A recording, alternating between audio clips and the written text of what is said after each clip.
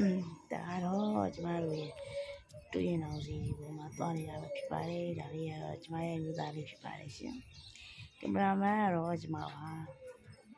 သူကိုဘုရားကိုလည်းကြည့်ခိုင်းပါတယ်အဲ့ဒါနေပြီးတော့ကိုကြီးနောက်ပြန်လဲပါအောင်ဆိုတာနဲ့ရှက်ပြုံးလုံးနဲ့သူလဲသွားပြီးဆက်လျှောက်တယ်ပေါ့နော်အဲ့အချိန်မှာညီမလေးသွားနေတဲ့အချိန်မှာတော့လေ9 နာရီရခွဲနေပြီဆိုတော့လေမိုးရရတဲ့တနေ့ကုန်နေတောက်ရောက်ပြီလားကြောခဲ့လား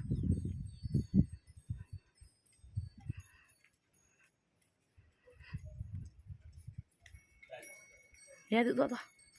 ဆင်း